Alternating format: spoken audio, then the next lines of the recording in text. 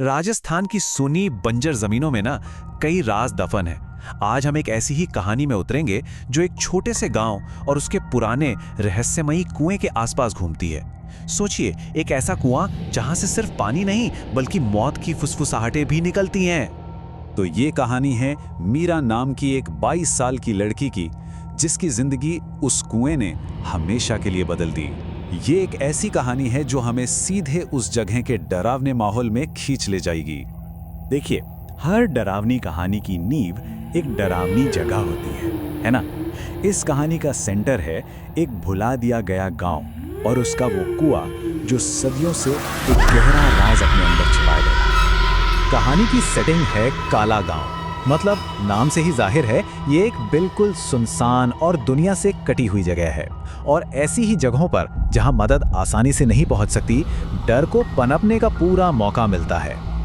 और इस कुएं की उम्र कहानी में एक और परत जोड़ देती है। ये कोई आजकल में नहीं बना, बल्कि पूरे 200 साल पुराना है। जरा सोचिए, इतने सालों में, इतनी सदियों में इसने न जाने कितने राज अपने अंदर समेटे होंगे। गांव वालों का मानना है कि इस कुएं में एक भूतनी या चुड़ैल रहती है। अब ये कोई आम भूत नहीं है, बल्कि एक ऐसी आत्मा है जिसकी कहानी इस जगह से जुड़े डर को समझने के लिए बहुत जरूरी है। तो यहाँ का मेन पॉइंट ये है कि डर किसी अनजाने साये का नहीं, बल्कि एक जानी पहचानी और पुरानी किंवदंती का है। हर कहानी को एक किरदार की जरूरत होती है जो उसके डर का सामना करे, और इस कहानी में वो किरदार है मीरा, एक नौजवान लड़की जिसे हालात उस गांव के सबसे बड़े खौफ से टकराने पर मजबूर कर देते हैं।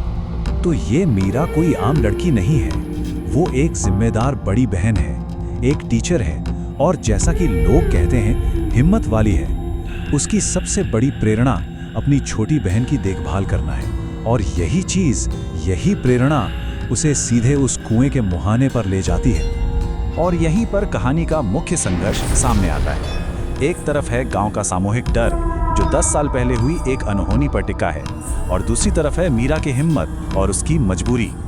तो अब कहानी में तनाव और ज्यादा बढ़ता है जब मीरा का सामना कुएं पर हो रही अजीब और डरावनी घटनाओं से होता है।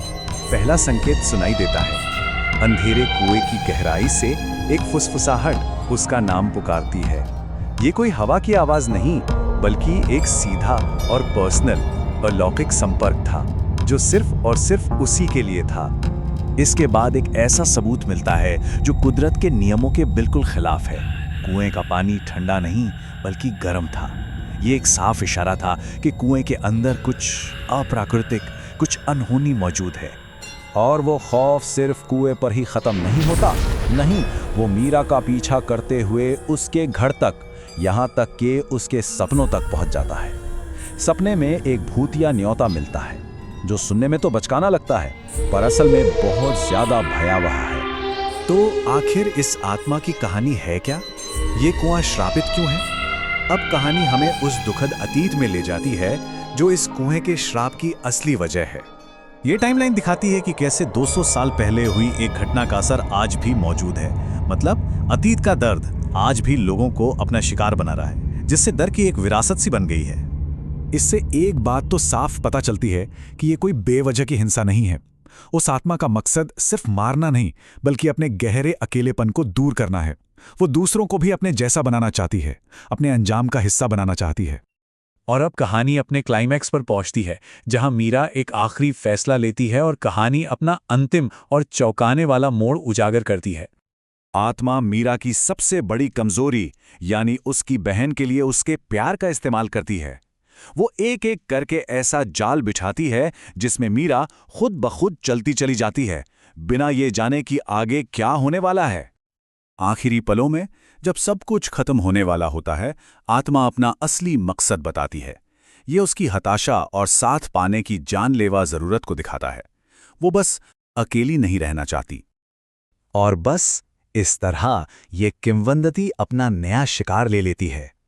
मीरा खुद उस कुएं की डरावनी लोक कथा का एक हिस्सा बन जाती है, और कहते हैं कि कुएं से अब एक नया नाम गूंजता है। लेकिन ये पुरानी कहानी यहीं खत्म नहीं होती, बल्कि आज के डिजिटल जमाने तक पहुंचती है।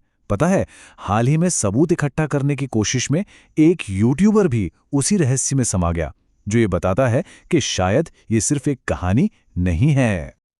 और ये सवाल कहानी और हकीकत के बीच की लकीर को बिल्कुल धुंधला कर देता है और एक परेशान करने वाला ख्याल छोड़ जाता है कि अगर ऐसी किसी किंवदंती का सामना करना पड़े तो क्या कोई वहां जाने की हिम्मत करेगा।